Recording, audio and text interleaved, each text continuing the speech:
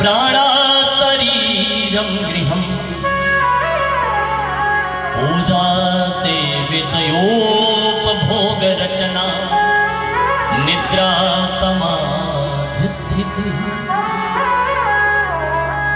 संचारः पदयो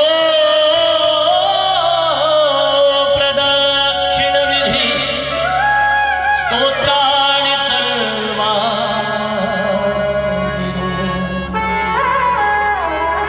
यद्यत् कर्म करोमि तत्तदखिलं सम्भोतवा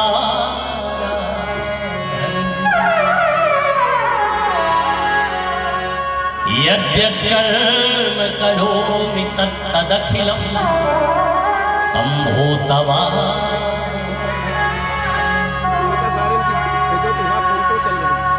हे प्रभु, मेरी इतनी क्षमता नहीं है कि मैं आपका मंदिर बना सकूं, देवालय बना सकूं, तो ये मेरा शरीर ही आपका देवालय, ये देह ही देवालय और इसमें बैठी हुई आत्मा, आत्मा तुम, ये बैठी हुई आत्मा आप। अच्छा, शिव के साथ तो पार्वती भी होती है, तो गिरिजा मति, जो मेरी मति है ये आपकी पार्वती। अच्छा, शिव के साथ शिव पंचायतन भी तो होते हैं, तो प्राणा शरीरम, ये जो मेरे पंच प्राण हैं ये आपके शिव पंचायतन। और महाराज, मैं आपकी पूजा नहीं जानता, मुझे आपके पूजा के विषय में नहीं पता है कि पूजा कैसे की जाती है। और हम लोग भी कितने बड़े पुजारी बन जाते हैं, उसी का दिया हुआ उसी को चढ़ा करके पुजारी बन गए। ये फूल किसका दिया है? उसी का तो, और उसी का दिया हुआ पुष्प उसी को चढ़ा करके, उसी का दिया हुआ अक्षत उसी को चढ़ा करके, उसी की दी हुई धूप अगरबत्ती दीप घी बत्ती उसी का दिया हुआ उसी को दे करके पुजारी गाए। ये कैसी पूजा है? तेरे वो फूल का भूखा है, तेरे वो अक्षत का भूखा है, तेरे वो हल्दी चंदन का भूखा है। हाँ? ये पूजा है क्या? ये पूजा कहते किसे? ये भैया, हम पूजा नियमित करते करते कितने एक्सपर्ट हो जाते हैं कि मन कहीं और चलता रहता है, और हल्दी अक्षत फूल क्रम वाइज चलते रहते हैं, मन कहीं और टहल रहा है। बैठे तो है कथा में, मन मुंबई घूम रहा है। बैठे हैं कथा में, लेकिन मन कहां घूम रहा है भैया? साउथ इंडिया में। बैठे हैं कथा में, लेकिन मन तो घूम रहा है दिल्ली में। अच्छा, जाता भी है तो अच्छी जगह नहीं जाता ना। मुंबई में जाएगा तो मुंबा देवी नहीं चला जाएगा कि एक बार जरा देखाते आज देवी जी का क्या वाहन है, क्योंकि मुंबा देवी जो गए होंगे वो देखे होंगे, वहां देवी जी का वाहन नित्य चेंज रहता है, नित्य बदला रहता है। हम लोग तो खूब मुंबई जाया करते हैं, वो साल में 2 4 6 खाएं तो मुंबई किया ही करते हैं। और ये कोविड काल से अभी जाना आना नहीं हो पा रहा, नहीं तो जाते हैं। पर भैया, ऐसे ठाकुर जी की कृपा की वहां के पुजारी जी, जब उनको हमने भागवत जी की कथा का रसास्वादन करवाया तो वो बोले महाराज देवी जी का वाहन नित्य। अच्छा, हम भी जाएं ऐसे दर्शन करके आए, दर्शन करके आए, लेकिन नित्य वहां वाहन, नित्य उनका आसन चेंज। ये अच्छी जगह नहीं जाएगा, जाएगा तो कहां? जुहू जाएगा, जुहू चौपाटी, या फिर अक्सा गिर गांव चौपाटी। हाँ, वहीं बगल में महालक्ष्मी नहीं जाएगा, बाबुलनाथ नहीं जाएगा, हरे रामा हरे कृष्णा इस्कॉन टेम्पल नहीं चला जाएगा ना, जाएगा तो हैंगिंग गार्डन चला जाएगा। ये अच्छी जगह नहीं जाएगा महाराज। ये मन बड़ा चंचल है, चंचलम ही मनः कृष्ण प्रमाथि बलवत् दृढ़म्। भगवान अर्जुन से कहते हैं, अर्जुन अपने मन को मेरे चरणों से लगा दो। अर्जुन बोले, क्यों आप बार बार मन को हमारे अपने चरणों से बांधने का? अरे मेरा मन करेगा तो मैं पूजा करूंगा, भगवान मुस्कुराते हुए बोले, अर्जुन यही तो बड़ी विसंगति है, ये मन कभी कहेगा ही नहीं कि तुम अच्छी जगह जाओ। ये मन ऐसा है ही, ये कभी नहीं कहेगा ना कि तुम जरा पूजा कर लो, तुम जरा आज भजन कर लो, तुम भैया आज जरा 1 मिनट बैठ करके हरिनाम संकीर्तन कर लो, कभी नहीं कहेगा ये। अर्जुन बोले तो फिर ये कैसे करेगा? तो भगवान बोल पड़े, अभ्यासे तू कौन्तेय, हे कौन्तेय, हे कुंती पुत्र, इसके लिए अभ्यास करना पड़ेगा नित्य, रोज। मैं तो कहता हूं जिस दिन मन न करे उस दिन पूजा और करो। चल भैया भाग तो कितना भागेगा, मन नहीं लग रहा है फिर भी हम हल्दी अच्छा किए हाथ जोड़े बैठे, भाग ले तू जितना भागना है। लेकिन एक दिन ऐसा होगा साहब जब आप निरंतर कंटिन्यू लगातार इस मन को यहां बांधेंगे तो एक दिन बिना भजन किए प्यारे मन नहीं लगेगा, नींद नहीं आएगी, भोजन छूट जाएगा। हम लोग जैसे कभी कभी यात्रा में होते 2-2 दिन 3-3 दिन चलते, चलो भैया जल्दी। तो रास्ते में जहां समय मिला अपना निकाले,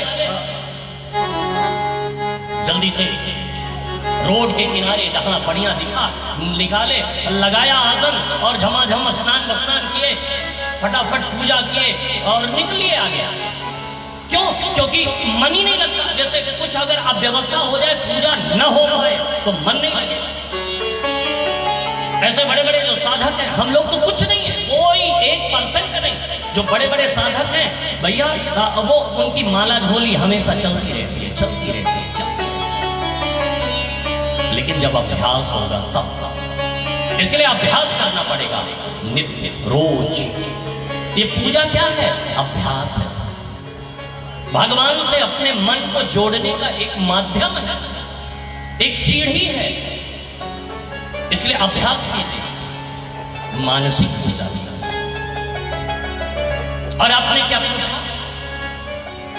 हाँ बेटा, मैंने पूछा था इंद्रियों को वश में करने का तरीका क्या है? ये इंद्रियां अपनी अपनी ओर खींचती हैं, आंख अपनी ओर, कान अपनी ओर, जिह्वा अपनी ओर, नासिका अपनी ओर। आंख अगर कोई सुंदर रूप देख ले तो बार बार वहीं जाकर के टिकती है। कान अपनी ओर खींचेंगे, कहीं सुंदर संगीत बजने लगे तो भैया कान सीधे वहीं चले जाएंगे। और भैया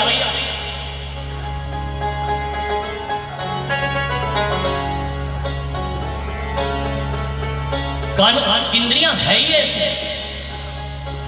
इंद्रियों की गति है, इंद्रियां अपनी ओर खींचती।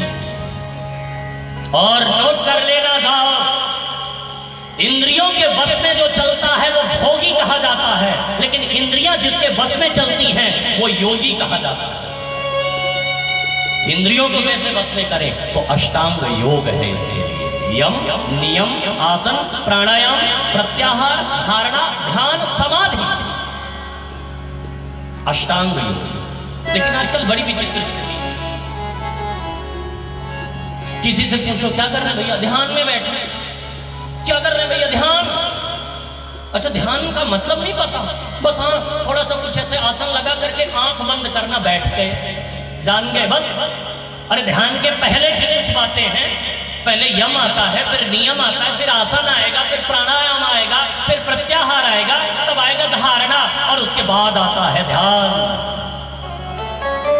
नहीं, यम नहीं पता, नियम नहीं जानते, आसन, प्राणायाम, प्रत्याहार, धारणा पता ही नहीं है, ध्यान, बस सीधे ध्यान। और अब तो भैया ध्यान की क्लासेस चल रही है, 3 दिन में डायरेक्ट ध्यान। अरे ध्यान ऐसे नहीं लगता, ध्यान के पहले की कुछ बातें हैं। पहले यम जानिए आप, फिर उसका नियम जानिए, फिर आसन, फिर प्राणायाम जानिए, फिर प्रत्याहार जानिए, तब धारणा जानिए, और फिर आएगा ध्यान। और ध्यान के बाद फिर एक चीज बचती है, तीसरी और अगली और कोई चीज नहीं, फिर क्या है? समाधि। जैसे शास्त्रों ने हमें 3 ही चीजें तो अर्जन करने के लिए कहा,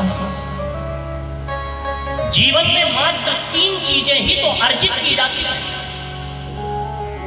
मात्र 3 ही चीजों को अर्जन करने के लिए कहा गया है। चौथी, पांचवी, छठी, सातवीं कोई चीज नहीं है, मात्र लाइफ में 3 चीजें हैं अर्जन करने के लिए। सबसे पहला क्या है? सबसे पहले क्या अर्जन करना चाहिए? तो भैया ज्ञानार्जन। सबसे पहला अगर कुछ अर्जन करना है तो क्या करें? ज्ञानार्जन। वो बढ़िया ज्ञान कमाइए आप, और फिर उसके बाद क्या करें? फिर दूसरी चीज क्या आती है? दूसरा क्या अर्जन करना है? ज्ञानार्जन के बाद क्या आता है? धनार्जन। धन अर्जन करें। अच्छा, हम गलती क्या करते हैं? ज्ञानार्जन नहीं किए, धनार्जन के पीछे दौड़ पड़े, दिमाग लगाने लगे कहां से पैसा आएगा। नहीं नहीं, 25 साल तक पहले क्या करें? ज्ञानार्जन करें भैया, हो ज्ञान कमाएं, और फिर क्या करें? धनार्जन करें। और फिर तीसरी चीजें, चौथी, पांचवी कोई नहीं है। वो क्या है? वो क्या है भैया? धनार्जन के बाद क्या आता है? पुण्यार्जन। धन है तो धर्म है, धनात् धर्म, धन से धर्म और धर्म से सुख, ततः सुखम। धन है तो भैया धर्म कीजिए। हमारे तो शास्त्र कहा करते हैं क्या कि जिसके पास धन न हो वो तपस्या न करे, और जिसके पास धन हो वो दान न करे। तो ऐसे व्यक्तियों के गले में पत्थर बांध करके नदी में डाल देने में कोई पाप नहीं है। हाँ, धन हो और वो दान न करे, और धन न हो वो तपस्या न करे। ऐसे व्यक्तियों के गले में पत्थर बांध करके डाल दो, कोई पाप नहीं है। अच्छा, लेकिन करना मत। हाँ, नहीं तो 302 के मुजरिम अलग बन जाओगे। हाँ, नहीं तो सोचे कि हम तो पड़ोसी कोई ऐसा हो आपका, हाँ तो पुरानी रंजिश भजाने के चक्कर में आप करना मत। वो तो मैंने ऐसे ही आपको शास्त्र की बातें बता दी। लेकिन भैया पुण्यार्जन, कपिल भगवान कहते हैं भैया से, मां ये इंद्रियां अष्टांग योग के माध्यम से वश में की जाती है। भैया बाजार गए तो जिह्वा अपनी ओर खींचेगी, गोलगप्पे को देखेगी तो, है ना? कान अपनी ओर खींचेंगे, आंखें कोई सुंदर रूप देखेगी तो बार बार वहीं जाकर के टिकेगी। और कहीं भैया डीजे बजने लगे तो देखिए आप। अच्छा, कितनों को तो डीजे का मतलब ही नहीं पता, बस बजा की शुरू झूम रहे हैं। और गाना भी आजकल इतना तेज, ऐसा लाउड बजेगा भैया जमीन हिलती रहती है ऐसे। हाँ, अच्छा, गाना क्या बज रहा है पता ही नहीं है, उसका मतलब क्या, अर्थ क्या, बोल कोई मतलब नहीं। पुराने तो गीत भी बजा करते थे तो शंकराचार्य के वेदांत भरे रहते। आजकल तो गाना भी बजेगा तो क्या क्या बज रहा है, क्या बोल, कोई मतलब कोई अर्थ नहीं। ऐसे ऐसे गाने, बस केवल म्यूजिक, केवल। हाँ, और आज की तो न्यू जनरेशन भैया भजन भी चेंज, गाने भी चेंज। जैसे आजकल कोई फिल्मी गाना या कोई भोजपुरी कोई भी गाना आया तो तुरंत उसका भजन आ जाएगा, तुरंत उसी तर्ज पे। वैसे ही पुराने गीत भी बजा करते थे तो क्या रस बरसा। सजन रे झूठ मत बोलो खुदा के पास जाना। लो, शंकराचार्य का वेदांत द्वारा इसे। और आज गाने बजेंगे तो इसका का मंजन लो है, कोई यार है कोई इसका मतलब। एक तो बड़ा अजीब बालक, हाँ, और लगाए ऐसे हेडसेट, ऐसे ऐसे कर रहा, तो हमने सोचा क्या है भैया, क्या सुन रहे हो? भजन भजन। हमने कहा भजन, हमको भी सुना हो, आप सुन रहे हो। जैसे हमने लगाया ऐसा गजब का भजन, हाँ आज की न्यू स्टाइल वाला, कैसा गजब का भजन बज रहा था। क्या कि शेरा वाली मैया मेरी लाइफ बना दे, लाइफ बना दे, शेरा वाली मैया मेरी लाइफ बना दे। हमने कहा कि कहो ये भजन है? हाँ आजकल के भजन ऐसे ही होते हैं, जमाने के साथ चेंज। हाँ अरे भजन ही सीखना है तो हमारी माताओं से जरा सीखना, जिन्होंने कभी किसी यूनिवर्सिटी का मुख नहीं देखा, जिन्होंने कभी विद्यालय का मुख नहीं देखा।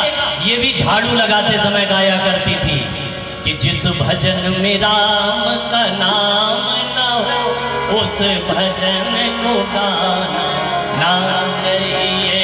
जिस भजन में राम का नाम न हो उस भजन को गाना ना चाहिए। जिस भजन में राम का नाम न हो उस भजन को गाना ना चाहिए।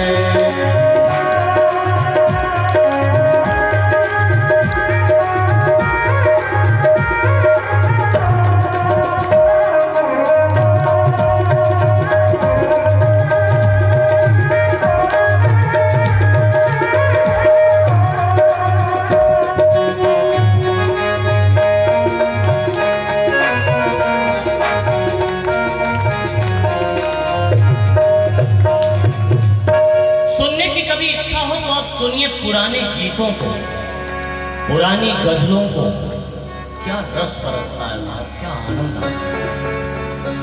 हाँ भाव बढ़िया हो बस, हम तो सुना करते हैं और खूब गाया भी करते हैं। सुनिए कभी आप पुरानी गजलों को, पुराने गीतों को, क्या रस बरसता है।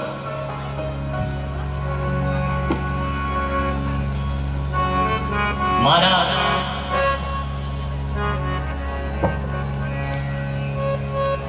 मैया बोली बेटा, तीसरा प्रश्न है कि भगवत प्राप्ति का मार्ग क्या है, भगवान को पाया कैसे।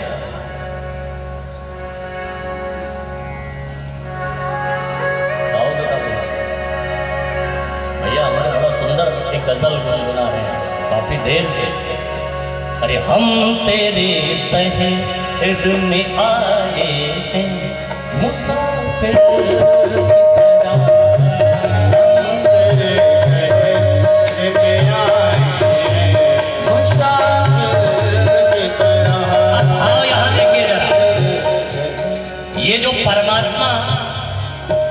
ये जो भूमि है ना, ये परमात्मा की क्रीड़ा।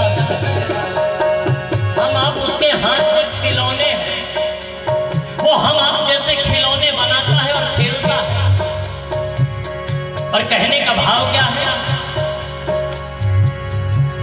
हम तेरे में आए मुसाफिर की तरह, हम तेरे में आए मुसाफिर की तरह। सिर्फ एक बार मुलाकात मौका दे दे,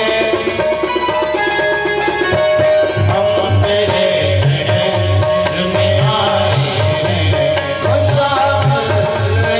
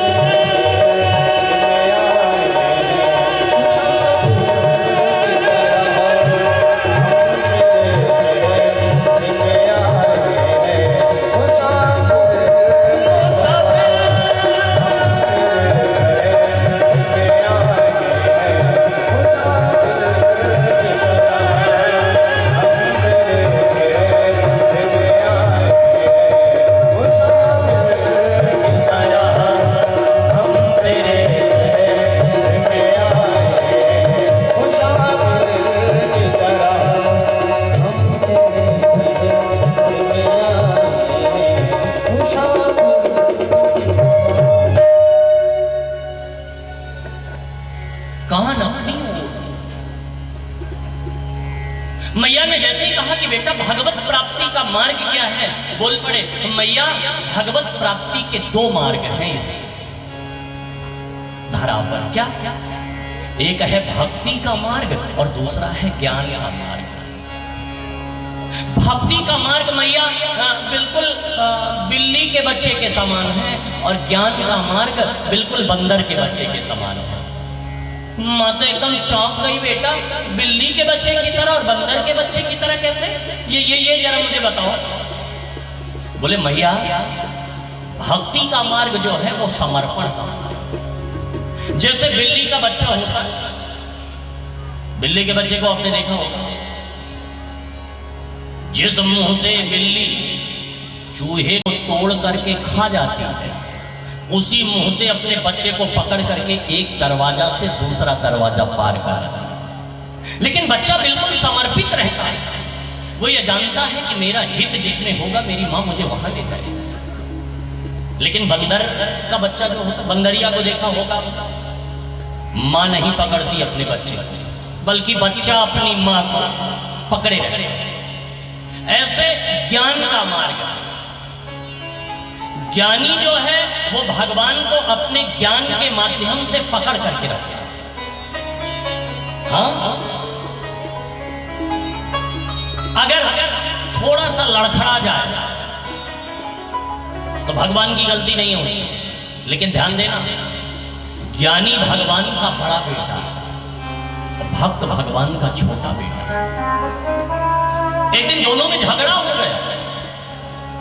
ज्ञानी का यह मानना था कि भगवान मेरे करीब ज्यादा रहते हैं, लेकिन भक्त का यह मानना था नहीं नहीं भगवान ज्यादा मेरे करीब रहते हैं। क्यों? ज्ञानी बोला नहीं, माँ बाप अपनी पूरी जिम्मेदारी उसी बच्चे के कंधे पर देते हैं जो ज्ञानवान होता है, बुद्धिमान होता है, प्रज्ञावान मेधावान होता है। बोले नहीं, माँ बाप का प्रेम हमेशा छोटे बच्चे के प्रति ज्यादा होता है, इसलिए भगवान मेरे करीब ज्यादा, भगवान का सामीप्य, भगवान का सानिध्य, भगवान की सन्निकटता ज्यादा मेरे पास। दोनों लड़ गए आपस में। दोनों ने कहा कि क्यों न चलो भगवान से ही पूछें कि किसके करीब ज्यादा रहते हैं, ज्ञानी के कि भक्त के। हाँ चलो चलो। जैसे ही भगवान के पास पहुंचे, भगवान ने देखा ज्ञानी को भी भक्त को भी। ओहो, आइए आइए भैया, क्या हुआ? दोनों आ गए, आइए आइए बैठिए। ज्ञानी बोल पड़ा, भगवान हम दोनों में झगड़ा हो गया। भगवान बोले क्यों क्यों? बोले इनका ये मानना है कि आप इनके करीब ज्यादा रहते हैं और मेरा ये मानना है कि आप मेरे करीब ज्यादा रहते हैं। निर्णय अब आपको करना है, आप बताइए ज्ञानी के पास ज्यादा रहते हैं कि भक्त के पास? भगवान बोले भैया इसमें झगड़ा करने का कोई विषय नहीं, नहीं आज आपको निर्णय करना पड़ेगा, ज्ञानी के पास ज्यादा रहते हैं कि भक्त के पास? भगवान बोले बैठो तो मेरी पूरी बात तो सुनो। हाँ हाँ बताइए क्या कहना चाहते हैं? बोल पड़े, भैया देखिए गलत मत मानना, ज्ञानी मेरा बड़ा बेटा है, तो ज्ञानी मेरी आत्मा है। भक्त की आंखों में आंसू आ गए, रो पड़ा। भगवान आप ऐसा है? आज तक मैं यही जानता रहा कि मैं अनभिज्ञ हूं, अनजान हूं, मैं आपका माला जपना नहीं जानता, मैं आपकी पूजा नहीं जानता, मैं आपका भजन यजन मनन नहीं जानता। मैं तो यही सोचता था कि मैं अनभिज्ञ हूं, अनजान हूं, मैं चलना नहीं जानता, मैं भजन कीर्तन नहीं जानता, मैं स्तोत्रों का पाठ करना नहीं जानता, इसलिए आप मेरे करीब ज्यादा। लेकिन आपने ज्ञानी को अपनी आत्मा बता दी। भगवान बोले रुको तो मेरी पूरी बात तो सुनो। भक्त बोला अब क्या सुनना बाकी रह गया, अब और आप मेरी बेइज्जती करेंगे क्या? अब और आप मेरी हंसी उड़ाएंगे क्या? भगवान बोले नहीं नहीं भैया पूरी बात तो सुनो। बोले क्या सुनना? अब आत्मा से बड़ा तो कोई होता नहीं, यदि आपने ज्ञानी को अपनी आत्मा बता दिया तो मुझे क्या कहेंगे? क्या झूठी सांत्वना देंगे? भगवान बोले भैया रुको, पूरी बात तो सुनो। भक्त बैठ गया, रोते रोते बोल पड़ा, हाँ भगवान बोलो क्या कहोगे आप? भगवान बोल पड़े, ए भक्त तेरा भी दर्जा लेकिन कम नहीं। भक्त बोला, भगवान यदि आपने ज्ञानी को अपनी आत्मा बता दिया तो मुझे क्या कहेंगे आप? भगवान मुस्कुराते हुए बोल पड़े, ऐ भक्त तेरा भी दर्जा कम नहीं। बोले क्यों? क्योंकि ज्ञानी यदि मेरी आत्मा है तो भक्त मेरा परमात्मा है। भक्त का चिंतन, भक्त का सुमिरन मैं स्वयं किया। प्यारे, भक्ति का एक ऐसा स्टेज आता जब भगवान स्वयं अपने भक्त का चिंतन किया करते। महाराज ब्रज में एक बड़े प्यारे संत हुए, काष्ठ जिह्वा, रास्ते में पड़े रहते हैं, न कोई माला, न कोई भजन, न कोई पूजा, न कोई पाठ। परिक्रमा मार्ग में लोगों ने कहा, बाबा ऐसे रास्ते में पड़े रहते हो, अरे कुछ माला वाला भी जप किया करो, कोई भजन भजन भी कुछ किया करो। बाबा मुस्कुराते हुए बोल पड़े, भैया अब मैं भजन नहीं करता, मेरा भजन भगवान किया करते। कह दिया उन्होंने कि माला जपहि न कर जपहि और जिह्वा जपहि न रा, और मेरा सुमिरन हरि करे मैं पावा विश्राम। मेरा सुमिरन हरि करे मैं पावा विश्राम। और जैसे महाराज ज्ञान का मार्ग और भक्ति का मार्ग बताया, मां का शरीर पानी बन करके बहने लगा। सिद्धिका नाम के नदी से प्रसिद्ध हो गया। कपिल भगवान ने उसी नदी के जल में आचमन किया और वहां से चले गए तपस्या करने के लिए। भागवत का तृतीय स्कंध यहाँ विश्राम हुआ, यहाँ से भागवत का चतुर्थ स्कंध प्रारंभ हुआ। आकुति, देवहूति और प्रसूति के वंश का वर्णन हुआ। और फिर बोल पड़े परीक्षित जी महाराज कि गुरु जी आपने कहा था कि स्वयं मनु के 2 पुत्र भी हैं, प्रियव्रत और उत्तानपाद, तो क्या इनके वंश का वर्णन नहीं करेंगे क्या? बोले क्यों नहीं, जरूर करेंगे, सुनिए आप। बोले हाँ बताइए। तो बोल पड़े कि प्रियव्रतो उत्तानपादौ सतरूपापते सुतौ।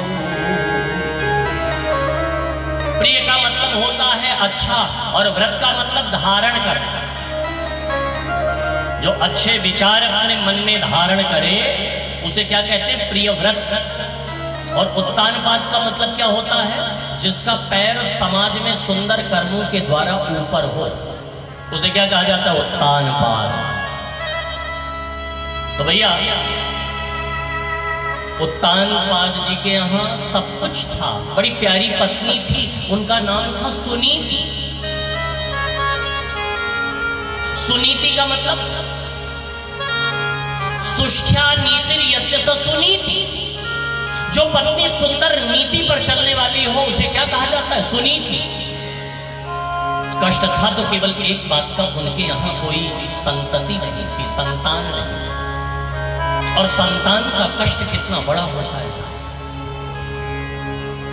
उससे पूछे जिसके पास नहीं। प्रजा समझाती, मंत्री समझाते, महाराज दूसरी शादी कर लो, दूसरी शादी कर लो, लेकिन महाराज उत्तानपाद दूसरी शादी के लिए तैयार नहीं। अचानक दूर देश के राजा की पुत्री से महाराज उत्तानपाद का प्रेम हो गया।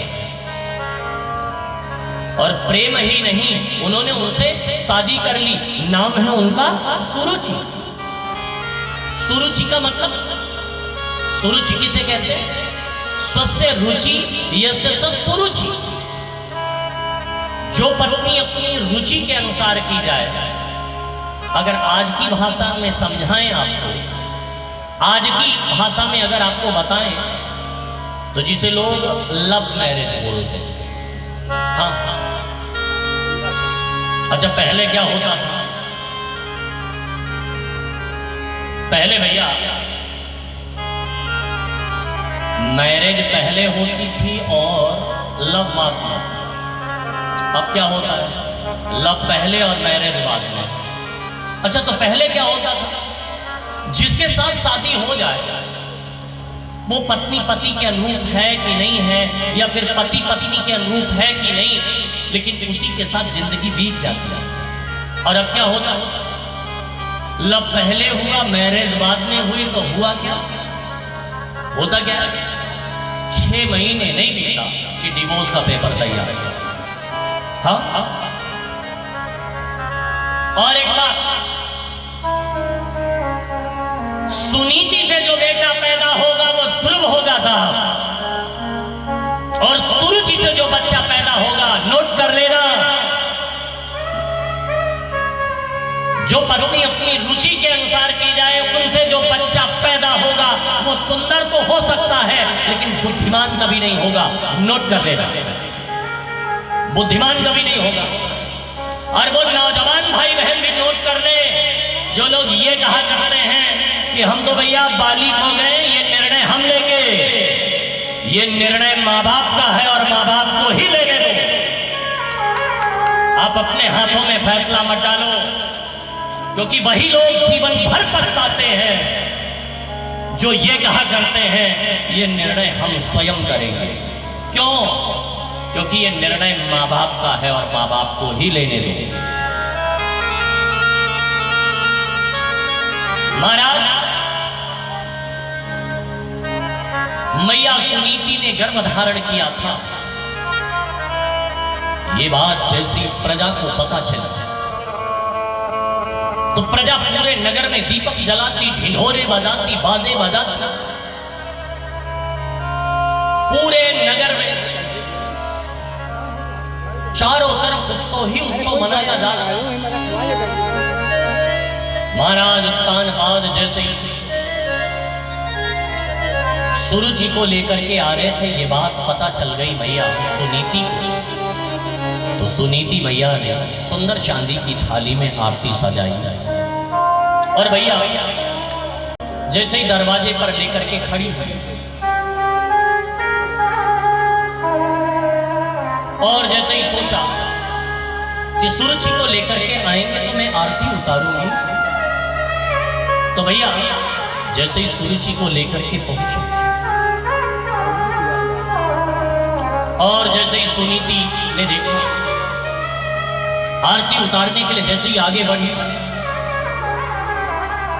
तो सुरुचि बोल पड़ी, महाराज ये कौन है? बोले अरे इनको नहीं पहचाना क्या आपने? बोले नहीं, ये मेरी बहू है। निकाल दिया मैया सुनीति को घर से बाहर और जाकर के जंगल में संतों के आश्रम के पीछे कुटिया बना करके रहने लगी मैया सुनीति। नित्य संतों की सेवा में जाती, कथा में जाती। धीरे धीरे समय बीता। सुरुचि मैया ने एक बड़े प्यारे पुत्र को, सुनीति मैया ने एक बड़े प्यारे पुत्र को जन्म दिया जिसका नाम रखा गया ध्रुव। नित्य संतों की सेवा में जाती, कथा में जाती, अपने अपने बच्चे को संतों की सेवा में ले जाती। और एक दिन संतों ने कहा कि बेटी तू रोज मेरी सेवा में आती है, क्या दे दूं तुझको, क्या चाहिए? सुनीति मैया हाथ जोड़ करके रोल पड़ी, बाबा सब कुछ तो दिया है आपने, संत का दर्शन मिल रहा है, कथा सुनने को मिल रहा है, अरे इसी मेरे छोटे से बच्चे को आशीर्वाद दे दो, और कुछ नहीं चाहिए, और क्या मांगू आपसे? संत बोल पड़े, बेटी ये तेरा बेटा तो यशस्वी मनस्वी होगा ही होगा, और तुझे जो चाहिए वो मांग ले। सुनीति मैया बोल पड़ी, बाबा यदि सचमुच मुझे आप देना चाहते हो तो मेरी छोटी बहन जो सुरुचि, उसको भी कोई संतान नहीं है, अगर आप आशीर्वाद दे देते तो उसे भी संतान हो जाती। संत बोल पड़े, बेटी जिसकी वजह से तुझे वन आना पड़ा, तुझे जंगल आना पड़ा, तो उन्हीं के लिए पुत्र मांग रही है। सुनीति मैया हाथ जोड़ करके बोल पड़ी, बाबा खबरदार, अब आगे मत कहना कि मुझे सुरुचि की वजह से वन आना पड़ा। क्यों? क्योंकि मेरे कर्म ही ऐसे रहे होंगे कि मुझे वन आना पड़ा, जंगल आना पड़ा। क्योंकि ना भुक्तम क्षीयते कर्म जन्म कोटि संग अवश्य में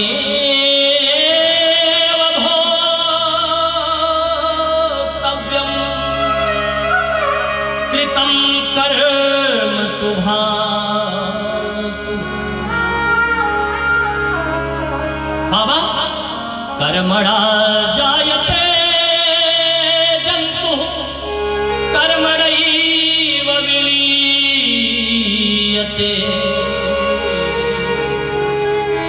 सुखम दुःखम भयम क्षेमम कर्मणैव विपद्यते। जो जैसा कर्म करता है वैसा फल भोगता है। इसमें आप सुरुचि को दोष क्यों दे रहे हैं? मेरे कर्म ऐसे रहे होंगे कि मुझे वन आना पड़ा, मुझे जंगल आना पड़ा, इसमें आप उसको दोष क्यों दे रहे हैं?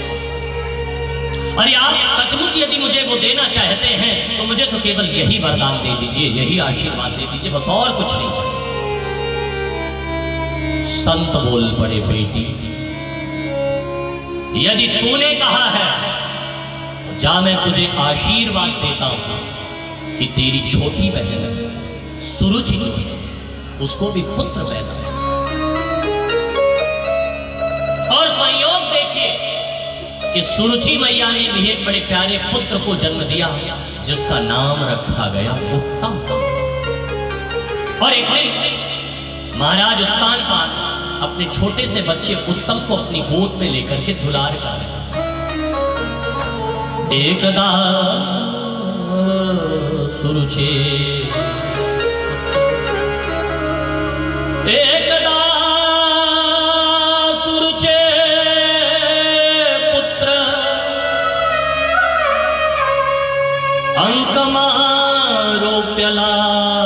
अंकमारोप्यलालयन् उत्तमं नारुरुक्षन्तम् ध्रुवं राज्याभ्यनन्दत।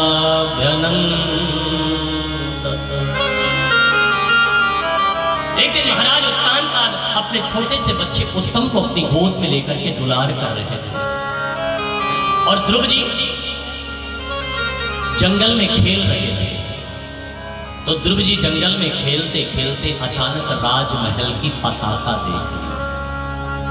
ध्यान से सुनना जरा। ध्रुव जी के मन में विचार आया कि एक बार चलो मैं भी तो जरा पिताजी की गोद में बैठ करके देखूं कि पिता का प्रेम कैसे है। और जैसे ही ध्रुव जी आगे बढ़े, जैसे ही ध्रुव जी महाराज राजमहल में प्रवेश किए, उत्तानपाद अपनी गोदी में लेकर के उत्तम को दुलार कर रहे थे। ध्रुव जी जैसे दौड़ करके सोचे कि जाकर के पिताजी की गोदी में बैठ जाऊं, बगल में बैठी हुई विमाता ने उनका हाथ पकड़ लिया। कहां जा रहे हो तुम? ध्रुव बोले, मैं अपने पिताजी की गोद में बैठने जा रहा हूं। विमाता फटकार लगाती हुई बोल पड़े, ध्रुव उस गोदी में बैठना इतना आसान नहीं है जितना तू समझ रहा है, समझे? निकल जा राज्य से बाहर और जा करके तपस्या कर। तपस्या करके जब तेरे सामने भगवान प्रकट होंगे तो उनसे मेरी कुक्षी मांगना। ध्रुव की आंखों में आंसू आ गए, रो पड़े थे, क्योंकि सुरुचि ने आज केवल ध्रुव का अपमान नहीं किया बल्कि भगवान का अपमान किया उसे। क्योंकि लोग जंगल तपस्या करने क्यों जाते हैं, वन में लोग क्यों जाया करते हैं? कि मुझे इस गर्भ में ना आना पड़े साहब। पुनरपि जननम पुनरपि मरणम पुनरपि जननी जठरे शयनम। ये आवागमन से छुटकारा मिला मारा। लेकिन सुरुचि क्या कहे, जाओ जाकर के भगवान को प्रसन्न करके मेरी कुक्षी मां। आंखों में आंसू आ गए, ध्रुव के रो पड़े। और जैसे ही ध्रुव जी रोते रोते आगे बढ़े, जैसे ध्रुव जी की आंखों में आंसू आए और आए मैया सुनीति के पास। मैया सुनीति ने जैसे ध्रुव को रोते हुए देखा, दौड़ करके अपने हृदय से लगाती हुई बोल पड़ी, ध्रुव ध्रुव क्या बात है मेरे लाल, क्यों रो रहे हो तुम? तुझे किसी ने डांट लगाई, तुझे किसी ने फटकार लगाई? ए बेटा मैं उसे दंड दूंगी, बोल तुझे किसने क्या कहा? और जैसे ही अपने आंचल से ध्रुव का मुख पूछती हुई बोल पड़ी, मैं ध्रुव रोते हुए मां के मुंह पर हाथ लगाते हुए बोल पड़े, बस बस अब आगे मत बोलना, क्योंकि ए मां मैं जब भी तुझसे पूछता था कि ए मां हर बच्चे के पिता होते हैं, तो मेरा भी कोई पिता होगा ना। जब भी मैं तुझसे पूछता था ए मां हर बच्चे के पिता होते हैं, तो मेरा भी कोई पिता होगा ना। तो तू हमेशा मुझसे यही कहा करती थी ना कि महाराज उत्तानपाद तेरे पिता। ए मां मैंने तब कभी तुझसे हट तो नहीं किया ना, मैंने कभी तुझसे जिद तो नहीं की ना, तो तूने मुझे झूठा आश्वासन क्यों दिया? तूने मुझे झूठी बात हमेशा क्यों बताई? मैं जब भी तुझसे पूछता था तो तू हमेशा क्यों मुझसे कहा करती थी कि महाराज उत्तानपाद ही तेरे पिता है? क्योंकि पिता का प्रेम क्या होता था कभी आपने कल्पना की? एक पिता अपने बच्चों से कितना प्रेम करता है, कभी आपने पिता के दिल में झांक करके देखा? क्योंकि साहब मां तो अपने बच्चे को पकड़ करके अपने सीने से लगा करके अपने दुख को अपने आंसुओं से व्यक्त कर देती है, लेकिन एक पिता अपने बच्चों के सामने अपने आंसुओं को बहा नहीं पाता। एक पिता अपने बच्चों के सामने कभी अपने आंसुओं को दिखा भी नहीं पाता, वो कभी रो भी नहीं पाता है प्यारे। लेकिन एक पिता अपने बच्चों से कितना प्रेम करता है, कभी आपने उसके दिल में झांक करके देखा? एक पिता का प्रेम कैसे होता है साहब, कभी आपने कल्पना की? एक पिता तब नहीं रोता है जब वो निहायत गरीबी का सामना करके अपना पेट काट करके अपने बच्चों का पेट भरता है। एक पिता तब नहीं रोता है, एक पिता तब नहीं रोता है जब वो तेरी खुशियों के लिए अपनी खुशियां न्यौछावर कर देता है।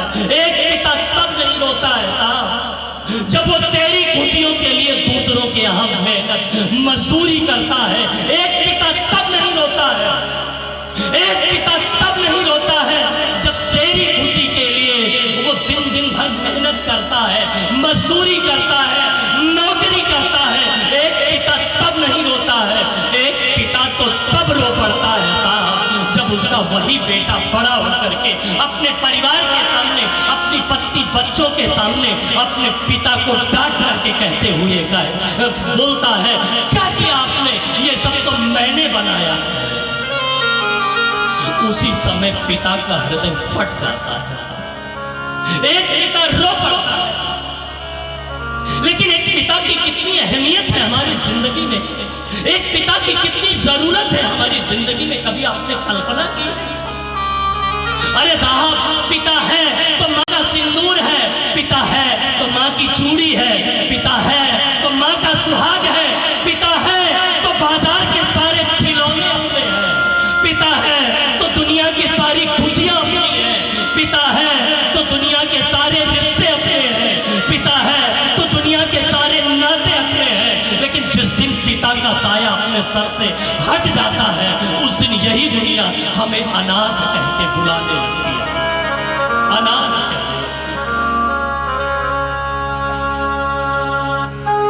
धिक्कार है उनकी जिंदगी पर, जो किसी बड़े पद पर बैठने के बाद अपने माँ बाप से कहते हैं मैं आपसे बात करना पसंद नहीं करता हूं। उंगली पकड़कर चलना सिखाया, भूखे रहे कर तुझे खिला, उंगली पकड़ कर याद करो बचपन, चलना सिखाया, भूखे रहकर तुझे खिला। उस माँ को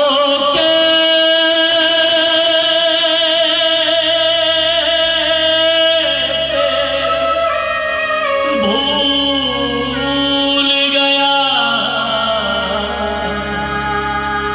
उस पिता को कैसे भूल गया, उस माँ को कैसे भूल गया, उस पिता को कैसे भूल गया, उस पिता को कैसे भूल गया। ध्रुव रोते हुए बोल पड़े, माँ मैं जब भी तुझसे कहता था कि हर बच्चे के पिता होते हैं, मेरा भी कोई पिता होगा, तो तू हमेशा यही कहा करती थी ना कि महाराज उत्तानपाद तेरे पिता। मैया सुनीति रोती हुई बोल पड़ी, ध्रुव मैं कह रही हूं लाल, महाराज उत्तानपाद ही तेरे पिता हैं। ध्रुव रोते हुए बोल पड़े, माँ यदि महाराज उत्तानपाद मेरे पिता हैं, तो मैंने भी अगर उस गोदी में बैठ करके न दिखा दिया तो मेरा भी नाम ध्रुव नहीं। क्या करेगा तू? मैया सुनीति बोली, क्या करेगा? ध्रुव रोते हुए बोले, माँ मैं जंगल जाऊंगा, तपस्या करूंगा, भगवान को प्रसन्न करूंगा और फिर वो राजगादी बांधूंगा। मैया बोल पड़ी, ध्रुव अरे तुझे गोदी में बैठने का बड़ा ही शौक है ना, तो निकल जा राज्य से बाहर तू और जा जंगल, और जंगल में शेर बाघ चीते भालू तुझे मिलेंगे, तुम उनसे मत डरना। वो भी अगर तुझे फाड़ करके खा जाए तो समझ लेना कि तुझे भगवान मिल गए, क्योंकि उनके अंदर भी तो भगवान बैठे हैं। लेकिन ए ध्रुव, तू किसी लौकिक पिता की गोदी में बैठने के लिए तपस्या करने नहीं जाएगा ना, ना। अरे तुझे गोदी में बैठने का इतना ही शौक है तो परम पिता परमेश्वर की गोदी में बैठने के लिए तपस्या कर। ये होती है मां, इन्हें लोग मां कहा करते हैं साहब, नोट कर लेना। हर युवती मां कहलाने की अधिकारिणी नहीं है, चाहे उसको 10-10 बच्चे क्यों न हो। जिस मां का एक भी बेटा भगवत चरणानुरागी ना हो, भगवान की कथा का प्रेमी ना हो, मंदिर जाने का प्रेमी ना हो, हनुमान चालीसा गाने का प्रेमी ना हो साहब, वो मां मां कहलाने की अधिकारिणी नहीं है। और नोट कर लेना, मां यदि चाहे ले प्यारे तो बच्चे को बड़ा सा बड़ा इंजीनियर बना सकती है। माँ यदि चाहे ले तो बच्चे को बड़ा सा बड़ा डॉक्टर बना सकती है। माँ यदि चाहे ले प्यारे तो बच्चे को बड़ा सा बड़ा अधिकारी बना सकती है। माँ यदि चाहे ले तो बच्चे को बड़ा सा बड़ा कोई राष्ट्र क्रांतिकारी संत बना सकती है। माँ यदि चाहे ले तो बच्चे को चोर, डाकू, जेब कतरा बना सकती है, क्योंकि माँ बच्चे की प्रथम गुरु मानी। माँ ही तो ऐसी है जो हमें हमारी संसार के रिश्तों से परिचय कराती है। माँ ही तो है जो हमें इस सांसारिक रिश्तों के विषय में बताती है। और नोट कर लेना भैया, बच्चों के अंदर प्रेम जगे तो उसे कभी घुसने मत देना, बस उसे सही दिशा देना। क्योंकि प्रेम यदि परिवार में हो तो मोह बनाता है, प्रेम यदि संसार में हो तो आसक्ति बनाता है, प्रेम यदि पत्नी से हो, प्रेम यदि प्रेमिका से हो तो काम प्रकट करता है। लेकिन यदि वही प्रेम परमात्मा से हो तो प्रेम प्रेम नहीं, प्रेम भी पूजा बन जाती है, वो भी पूजा। जैसे ही महाराज ध्रुव निकल पड़े जंगल, और जैसे ही भैया निकले वहां से ध्रुव, तू अगर परम पिता परमेश्वर की गोदी में बैठने के लिए तपस्या करने जाना चाहता तो कल नहीं आज जाएगा, आज नहीं अभी जाएगा, अभी नहीं शिक्षण जाएगा। मैं दुनिया से गर्व से कहूंगी कि मैं ध्रुव की मां हूं, मां। इन्हें मां कहा जाता है। और जैसे ही ध्रुव जी महाराज आगे बढ़े, महाराज जैसे ही ध्रुव जी महाराज आगे चले तो एक महान बीणा के तार छेड़े चले जा रहे थे। और जैसे छोटे से बच्चे ध्रुव को देखा और जैसे ध्रुव के पास गए तो देखते ही ध्रुव ने प्रणाम किया और बोल पड़े, वाह बेटा क्या नाम है तुम्हारा, कहां जा रहे हो? ध्रुव जी बोल पड़े, मैं जंगल जा रहा हूं। क्यों, क्या करने? बोले भगवान को प्राप्त करने। भगवान को प्राप्त करने? बेटा ये सामने वृक्ष दिखाई पड़ रहा है ना? बोले हाँ, इसमें जितने पत्ते लगे हुए हैं इतने 1000 वर्ष तपस्या करनी पड़ेगी तब तुझे भगवान मिलेंगे। बोले अच्छा तब तो मिल जाएंगे ना? बोले हाँ तब तो मिल जाएंगे। ओहो, नारद जी ने सोचा कि ये तो बड़ा दृढ़ संकल्पी बच्चा है भाई, सत्य संकल्पी। इसने तो एक बार जो निर्णय कर लिया वो पक्का हो गया भाई, तो क्यों ना इसे अपना चेला बना लिया गया। क्योंकि एक सच्चे गुरु को भी एक सच्चे शिष्य की तलाश होती है।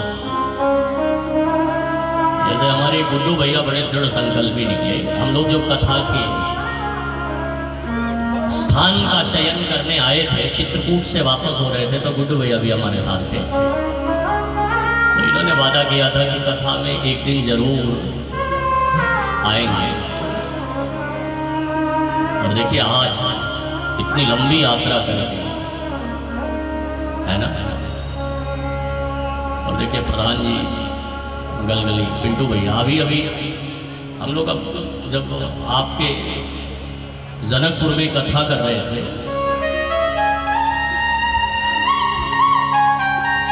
वहां वकील आप गए भी थे। हाँ, आप जब पिंटू भैया के ससुराल में हम लोग कथा कर रहे थे। हाँ,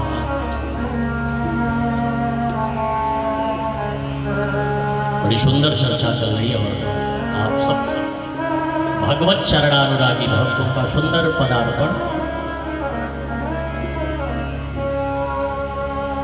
महाराज ध्रुव जी जैसे ही वहां से निकले, नारद जी से मुलाकात हुई और जैसे ही नारद जी से मुलाकात हुई, नारद जी ने कहा कि भैया तूने मंत्र लिया कि नहीं लिया? बोले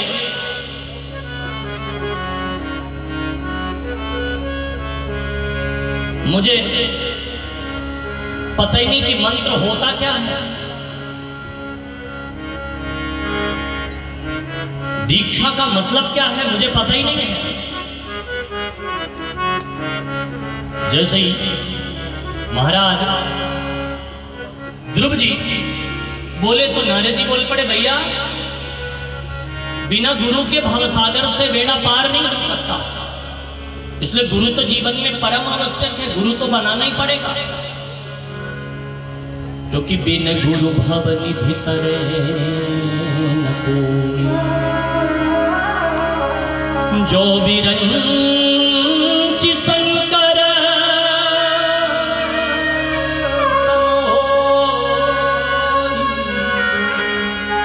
बिन गुरु भव निधि तरहि न कोई, जो विरंचि शंकर सन होई। गुरु हो जीवन में। कल बड़े भैया वकील राम दीपक भैया गुरु जी की बात भी कर रहे थे।